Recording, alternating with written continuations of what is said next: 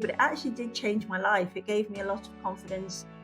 And I was able to sort of share what movement had done, because I do say in the film that to that point, I had, like many women, I'm not unusual in this, a lot of sadness in my life. I'd had a couple of miscarriages, my mum had died, I'd had a divorce. There was a lot of sadness, and this sadness had kind of really, really taken root in that sort of the marrow of my bones. And rowing had really helped it, and also the paddleboarding. Just you get somehow that grief was moved out, and somehow I exhaled it. I know that sounds a bit woo-woo, but that's really what had happened. This is Make Movement Matter, the podcast for those needing a dose of inspiration and positivity to help them find joy in movement. I'm Wendy Welton, and my guest today is someone who certainly did that for me. Jo Moseley is the kind of person that inspires me the most because her story is so relatable, and I really enjoyed hearing her story about how being gently nudged towards trying something new by a friend led not only to something she loved doing, but brought her so much more. I started our conversation by asking her what part movement had played in her life before her change in direction. Good question. So in my 30s and 40s, not much. I would spend a lot of time just racing. You think you're racing around, but actually if you had a phone or anything that said how many steps you'd done, it would be pretty grim. Not much. I spent a lot. I'm a single mum, just trying to manage all the stuff with the boys. I was working. Both mum and dad were, having chemo and things. So not much. In my little girlhood, in my childhood, and then in my 20s, I was very active. I never thought of it as exercise or movement or anything. I just was doing things I loved. But yeah, 30s into my 40s, just not much. I very much grew up with the idea that exercise was really just to get rid of what you'd eaten. And it was something you didn't really like, and there was no real joy. Punishment. So I really forgotten all that joy that I'd had as a child, and then in my 20s. So yeah, it was very much that growing up in that 1970s, 80s narrative. So yeah, I had to turn that on its head, really. So what was the catalyst then? What happened, and at what stage of your life? So there were two turning points, really. One, when I was in my late 40s, when I, burst into tears and realized that I needed to do something, because, you shouldn't be bursting into tears and sobbing in the middle of a supermarket with your sons there. And then a friend gave me a rowing machine, an indoor rowing machine, and I started doing that. And that just started to help me feel a lot better, started to help me sleep, pieced together that I was going through the perimenopause. And then when mum died, I rode 1 million meters and a marathon and 2 half marathons. And that was really Sorry, so you rode the meters in a marathon? Yeah, so I rode 1 million meters, which is Right. about Edinburgh to Paris over 10 months. No, over 8 months, sorry. So I started on there, what would have been so my mum had died at Christmas 2013. And then in the May 2014, I started rowing 1 million meters and marathon. So I rode the marathon on the first anniversary of her death, just 5 days before my 50th. And that was really just fundraising in her memory and just getting through that grief. Yeah.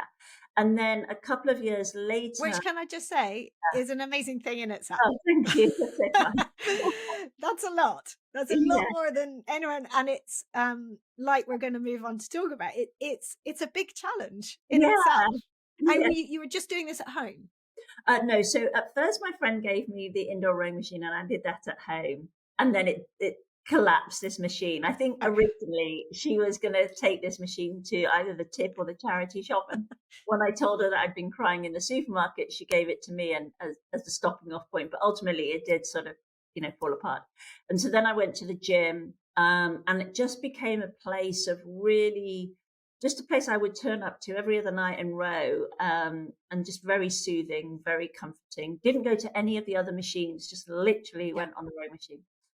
And then a couple of years later, so I did that, rode 1 million. Can I just interject there? Just what's really interesting is that with the massive rise in awareness and knowledge of symptoms of perimenopause at the Mm. moment. What you were facing was a while ago. Am I right in saying you're nearly 60? Yeah, I'm 60 next year. Yeah. So yeah, Yeah, so a decade ago yeah, with pretty much no support. I'm not surprised you were yeah. crying in supermarkets, but also not knowing why. Yeah, because I was very much of that generation that thought it happened in my 60s and it would all be hot flushes, and I've never had a hot Yeah. flush. I think I almost had one, but mainly I get hot cold flushes, and so for me it was all the anxiety, lack of sleep, being really tearful, Yes. achy joints, all That's that me. stuff. And Yeah. then I gradually pieced it together that it was the perimenopause, and then suddenly it was like, oh wow, that makes a lot of sense.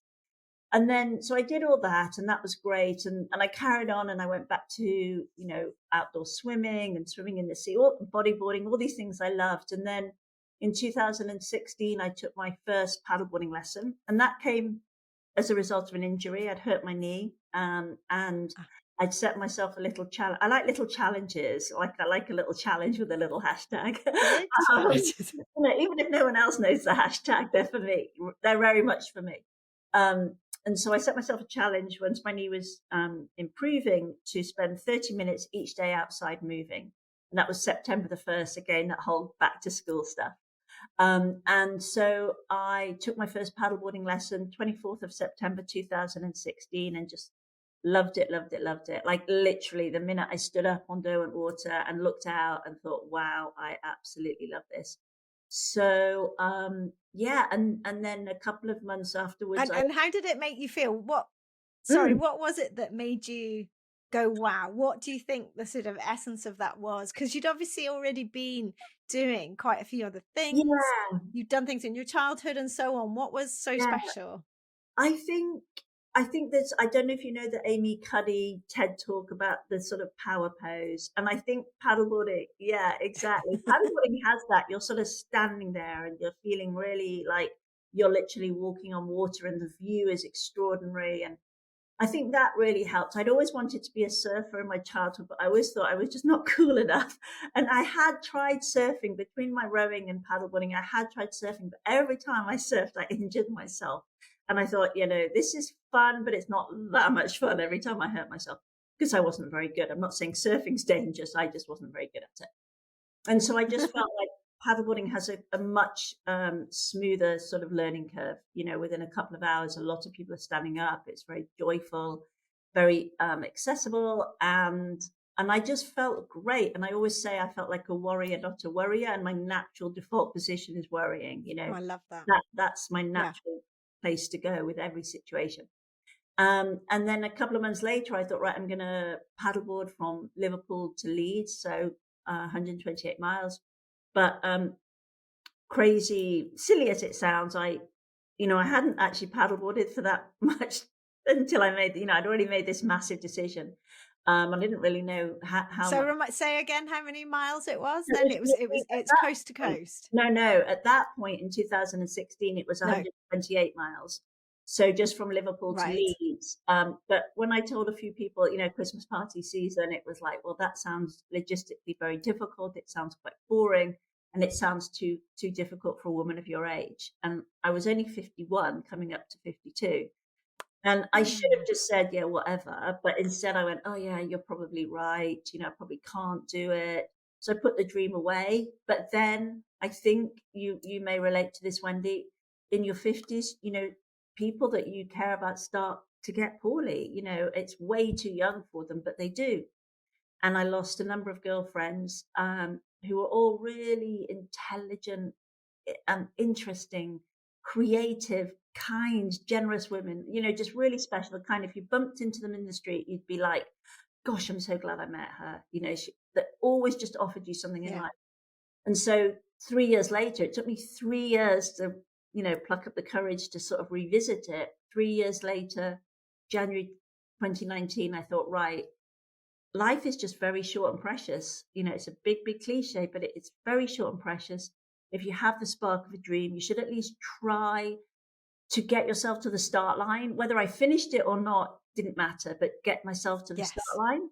And this time I said, right, I'm going to paddleboard coast to coast. So 162 miles, 101 locks, and a couple of hundred swing bridges. So, So not much then. Quite just no, easy, just a little jaunt. yeah, yeah, That is just amazing. And you did it for charity as well. yeah. So I was picking up litter and also fundraising for the Wave Project, which is a surf therapy charity, and the 2 Minute Beach Clean Foundation, which is an environmental charity, as well as picking up litter every day. So yeah, It, it sounds fantastic. So it's really meaningful as well, yeah. but quite the journey. Now, so we didn't meet as such, but I met you, or I became aware of you at the Movement and the Mind conference Oh in my June God, 21. I yeah, don't know if you remember that. yeah, yeah. And you talked, and they also played your award-winning and incredibly moving film, Brave Enough, Oh wow. which I was incredibly moved by and thought, I have to follow this woman. She's so Oh, inspirational. And yeah, it made me want to do something big as well. Haven't quite done it yet, but it made me, it was so inspiring. oh, thank you. Yeah. And it really, really was a really brilliant thing to listen to. And what I love particularly was that you were a woman of a certain age, as we can call Mm, ourselves, mm, um, who had really pushed against people saying that you shouldn't. That's mhm, interesting that you said that, and sad, but that's mhm, often the case. But also, mhm, particularly, you pushed against yourself, you pushed against your own fears. You said, you know, that you're a natural worrier, and mhm, I can resonate with that, mm. and know that often it's so important. I've always said that I move half from my body and half from my mind, Yeah, yeah. because I've always known, I've been lucky enough that I connect to if I push myself to do something, when I don't feel like it, I know I will feel better. And for me, on the smallest level, it's just getting out for a quick walk if I can, a Mm, bit like you said, half an hour outside every day, up to bigger things mm, that I know I'll get lots of enjoyment out of. I love, like you, we've talked before about cold water swimming, which is a more recent thing, which has really helped me in perimenopause, mm, particularly if I go early morning and I go with a group of lovely ladies yeah, and I feel amazing afterwards. It can turn round my psyche, yeah. particularly after a bad night's sleep, literally can flip it on its head. And there's very little out there that, you know, as a tool will Mm, do that for you. mm. And so there's a lot more than just the movement in there, but it shows how movement can be so powerful. So tell me about your journey coast to coast then. Tell me about some of the highs and some of the lows, because it really was an emotional film. I felt like I was on the way with you. Oh, that's great. That's exactly what both my film and my books people say. It's like we feel that we're with you, which is really what I want. So yes, 162 miles. You start in a really unadventurous kind of place, a housing estate, literally where the canal starts. You stop and then you walk onto the canal. It was raining. And the first thing anybody said to me was, watch out for the dead bodies. And I was like, what? Oh, It rained for the first few days. You pass through Merseyside, Lancashire, and Yorkshire. You go through really industrial areas, lots of litter. You go through rural areas. You go through some a lot prettier than others. You go through historic areas. And yeah, I never paddled more than about 10 miles. And I'd given myself 11 days to do it. So I knew that I had to paddle a lot more than I'd ever paddled. I think I'm very good at convincing myself that it'll all kind of be okay if I just get to the start line. So I was very, very behind with the rain and the weed. There was a lot of weed. But then one day on the 2nd of August, I paddled 24 miles and I paddled into my hometown and I paddled through oh, the evening with fairy lights on the towpath, fairy lights on the narrow oh. boats. So just so blissful. And that moment where you think, gosh, I'm a middle-aged mum and I'm doing this. It's incredible. And yeah, I arrived 162 miles later in Goole in a thunderstorm, and I went wrong on the canal. All Good these old little Britain. Yeah, exactly. With lovely rainbows afterwards. But I went wrong on the canal. I went the wrong way when I was picking up litter. I didn't look where I was going. I went backwards. So I actually did way more than 162 miles because I Oh my went wrong goodness. on a canal, which is astounding that anyone could be that silly. But it was a really moving, you 11 days on a canal, you think, well, what can it do? But it actually did change my life. It gave me a lot of confidence. It and I was able to sort of share what movement had done because I do say in the film that to that point, I had, like many women, I'm not unusual in this, a lot of sadness in my life. I'd had a couple of miscarriages, my mum had died, I'd had a divorce. There was a lot of sadness, and this sadness had kind of really, really taken root in my that sort of the marrow of my bones. And Yeah. rowing had really helped it, and also the paddleboarding just you get somehow that grief was moved out and somehow I exhaled it. I know that sounds a bit woo woo, but that's really what had happened. And No, I realized that I that moved. yes, it's a form of processing, isn't it? Yeah, It's I always, the oh, do you know what? I can't remember the quote that I put on Instagram recently, but it's something along the lines of for bad attitude, the best thing is a good walk, and it's yeah, like it totally. I've said it wrong. I've clearly said it wrong, but it it just there's something about moving, and particularly in nature, yeah, that changes the your I've always thought of it as when we're indoors, we're very sort of almost locked in a box, the caged animal sort of feeling, where we're kind of pacing and our thoughts are bouncing off the walls with us yeah, and very contained.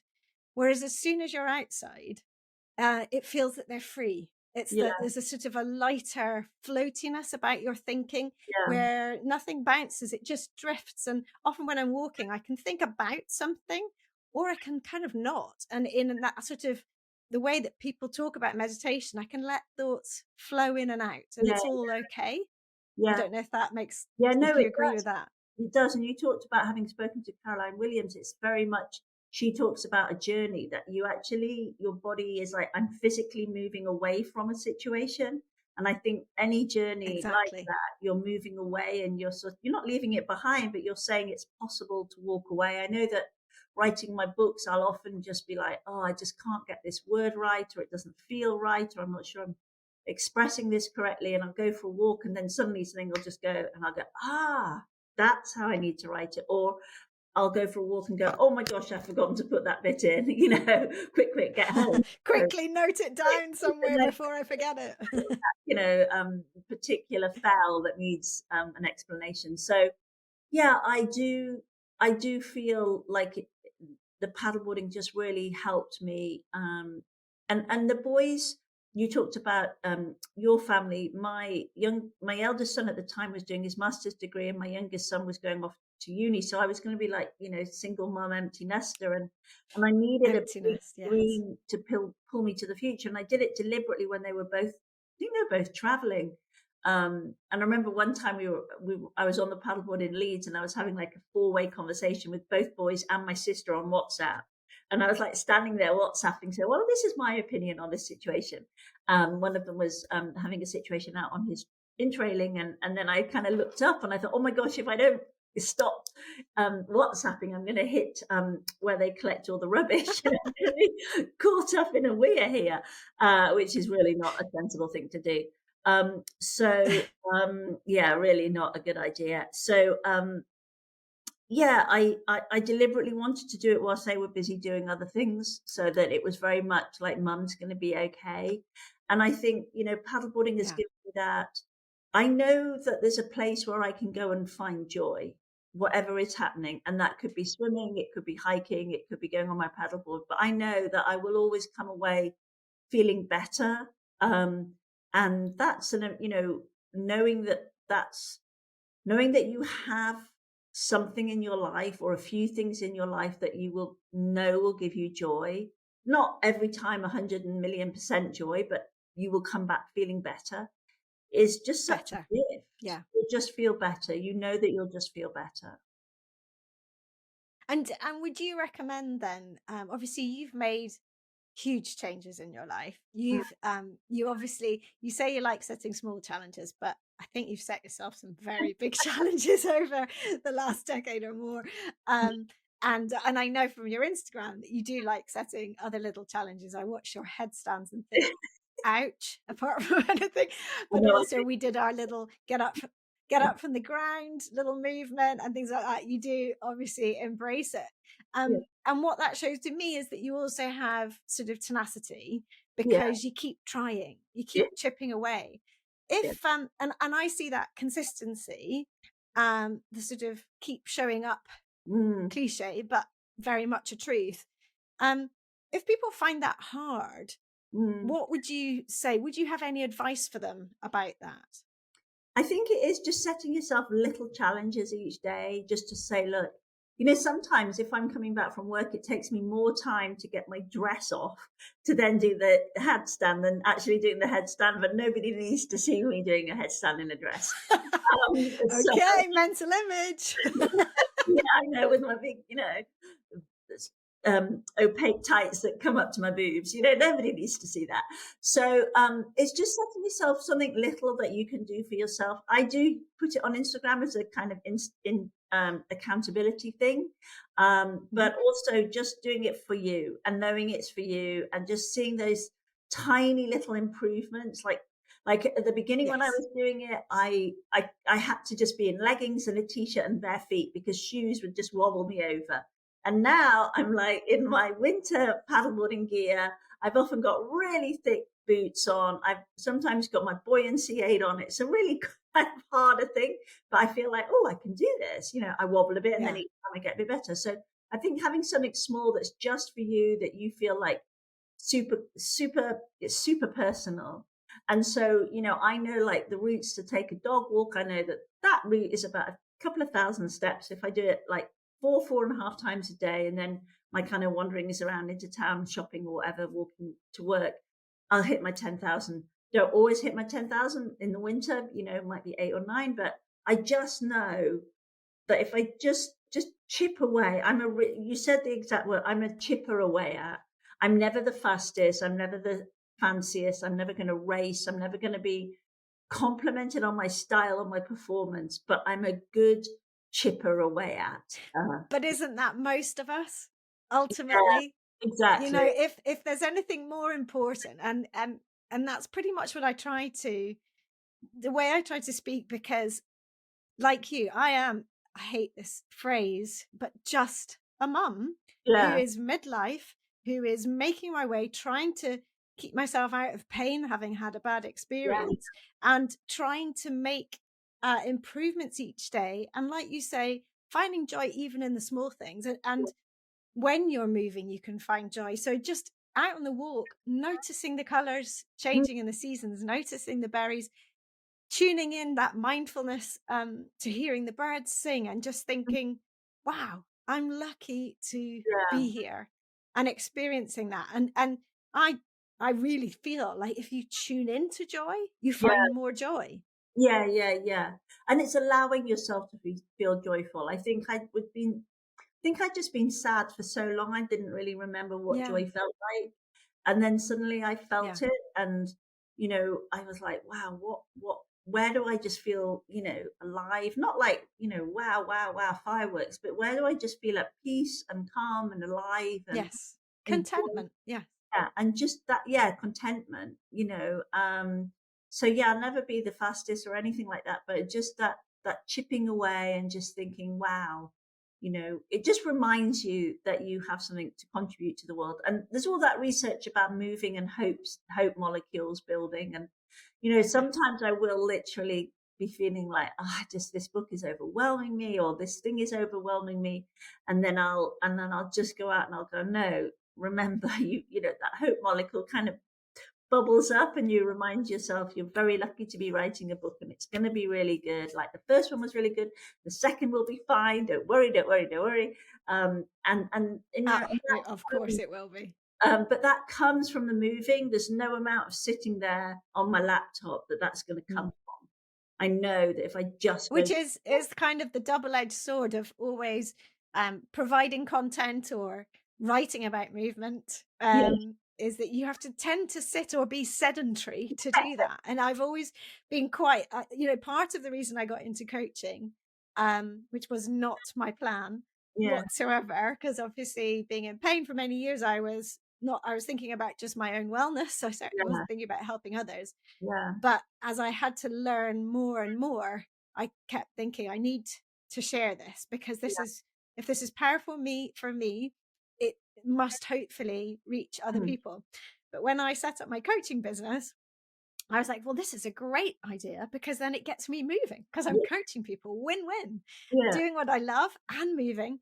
But what I didn't realize was that you also have to promote your business. And for me, it was also about getting a message across about what natural movement was, Yeah. and allowing people to understand by those lovely, I mean, Instagram is great for the fact you can just drop in those snippets. Yeah. Um, so they even understood, because I found myself when I said, yeah, I'm certifying as a natural movement coach, people would just say, a what? And then I would be explaining for about 5 minutes. It wasn't succinct. It wasn't quick and easy. Everyone knows what yoga is, but they don't know what natural movement was. So for me, yeah, I agree. You end up sitting for too long. Yeah. And yeah, the antidote is certainly moving. Yeah. I wanted to ask you about your books as well. So the first book you wrote, which I have, which was actually gifted to me by a friend, and I said, oh my goodness, I know who this is. Oh my God. Is about paddleboarding across the UK, isn't it? So Yeah. it's touching on all the best places. So, and then this book that you're writing is just about the Lake District. Yeah. So tell me about research for that, because that's presumably tiring, but also really enjoyable. Yeah. So the first book I wrote in 2021, just as we came out of lockdown, I had my all my vaccinations, and then it was like, okay, you've got 5 months till the deadline. So I had from October to October, but we couldn't start moving until May. So I'd done a lot of research in the interim, and I just went around all these beautiful places, and I was really clear that I wanted to have locks and lakes and canals and rivers and docks and harbors and the sea, estuaries, salt marshes, a whole variety, so that people could paddle in the lake, could paddle in the city, in rural areas, and paddle with really interesting people. So I paddle with different interesting people and share their story, and then the story of a particular area, like one area where they have seahorses, or anchors that help seahorses, or I would paddle with somebody who was a Coast Guard or an RNLI crew, or studied orcas, killer whales for a job, Oh, really wow. people. And then that book went, really, really well, lovely, very, very grateful. And so I wrote, this summer I went to the Lake District. We had some great weather and we had some horrendous weather. And just, That's the Lake District. but even more so this summer was just a bit mad. Not having to watch the forecast constantly is quite a gift now. But yeah, we had some amazing weather. We had some horrendous weather, and just researched the 10 lakes that we're allowed to paddleboard, and then the ones that we can't. I've talked about that. So yeah, we're just in the editing process for that, and I had some really magical experiences with different people. So hopefully it will Which be is amazing. a success, and people will love it, and they'll I'm find sure it will. people. So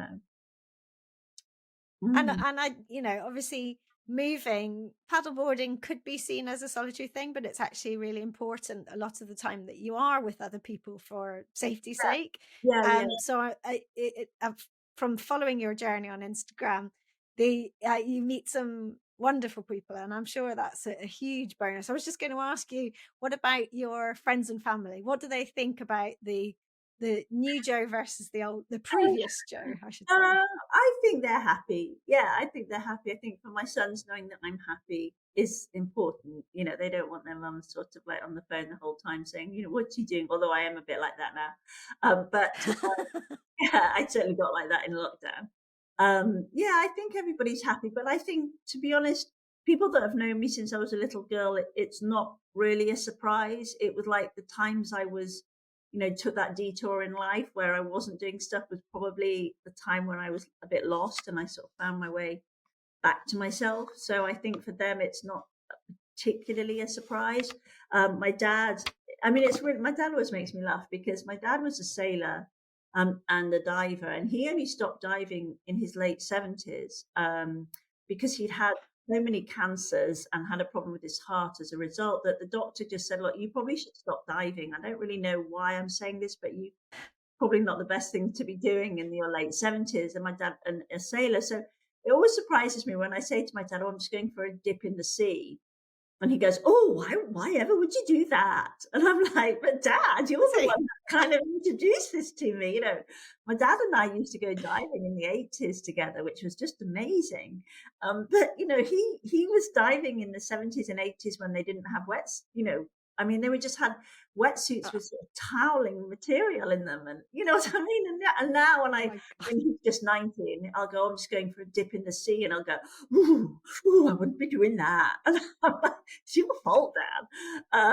So it always makes me laugh. Whereas my mum was out and out, not really into it. You know, she liked her swimming, always head up, and it had to be warm.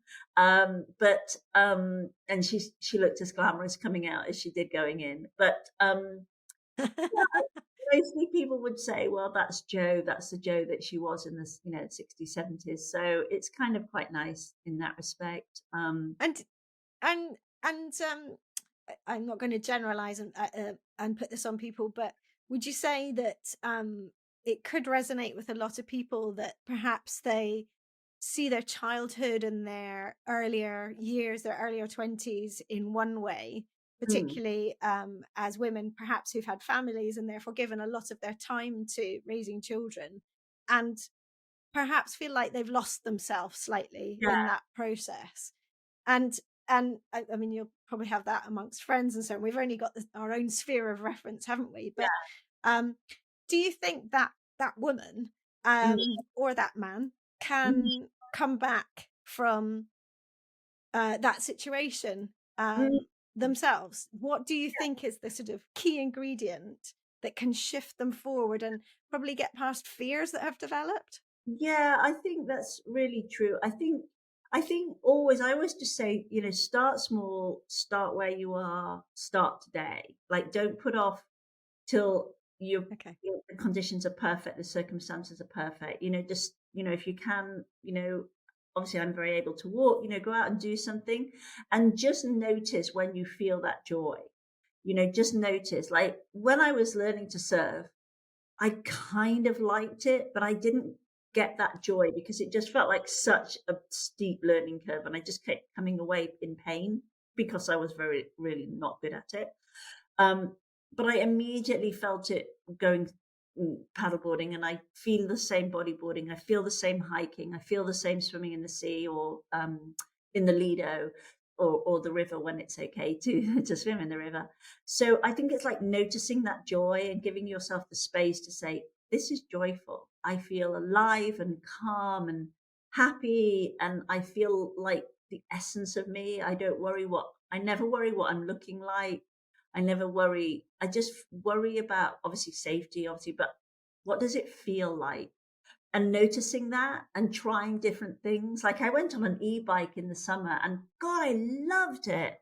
Absolutely loved it. I was just like, I'm going to go all over on this e-bike. It gave me so much confidence to go up these hills and travel a bit further because I knew if something went wrong, I could get back. And it's just recognizing that feeling of joy and thinking, I really like that. And then doing something else and thinking, yeah, that's not for me, you know, and not pursuing You know, it. the e-bike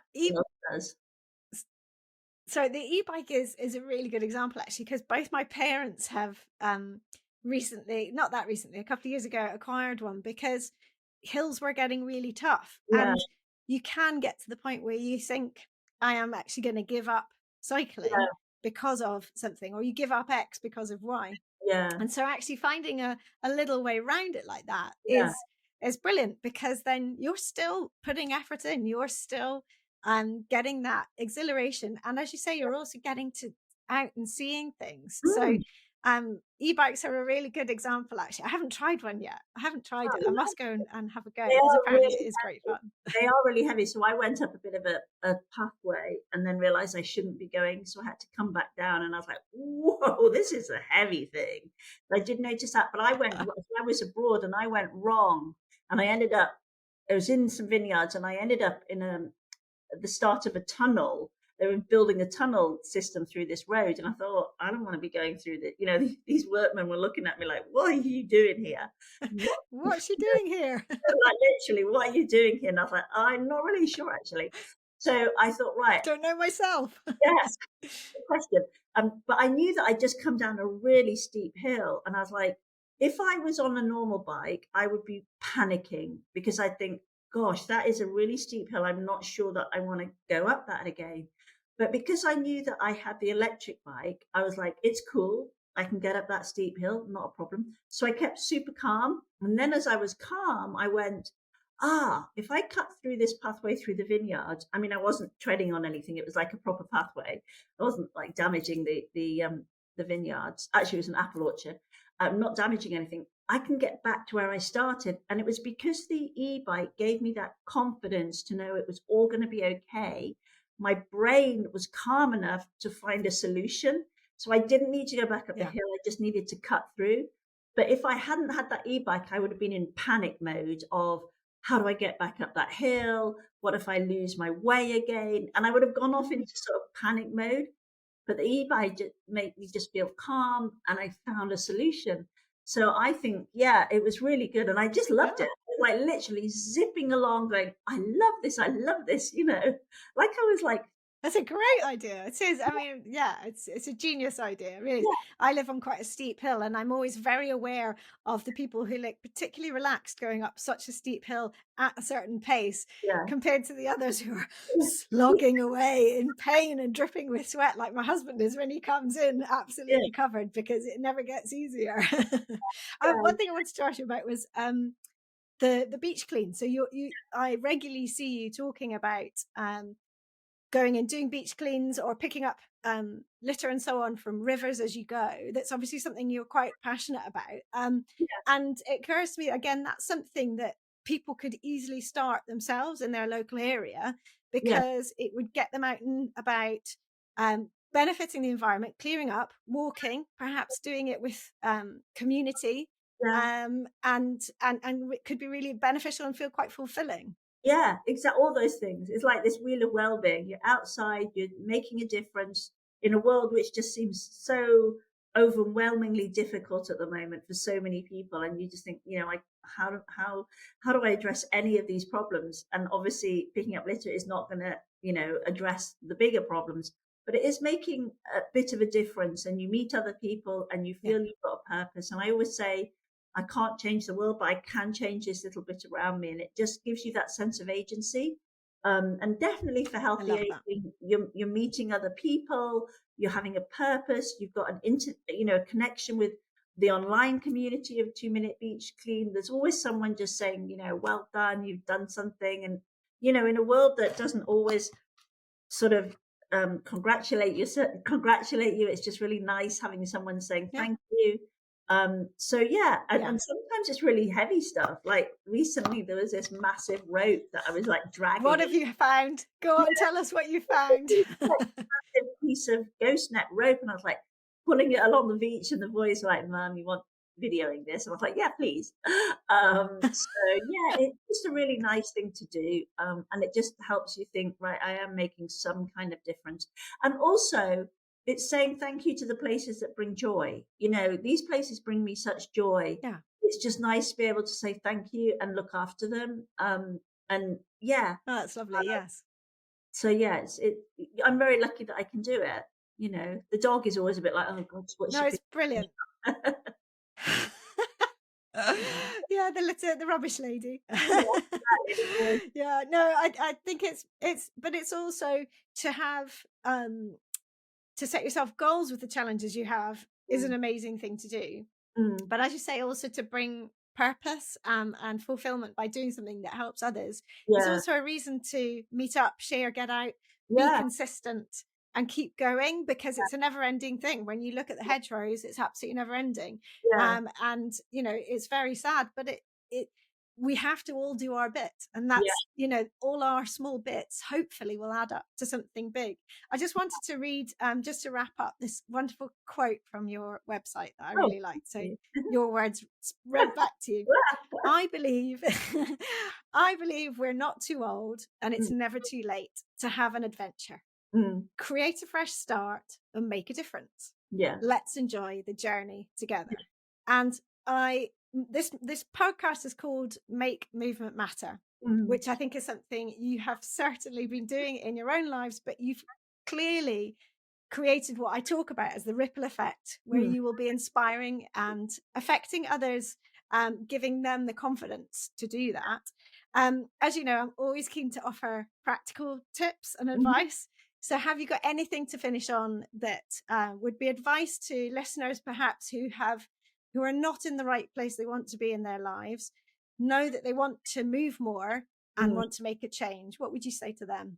I would say what I said before, which is start small, start, you know, as you are, start today, and also surround yourself with people like you. You know, I love going on your account. It's like, what's she doing now?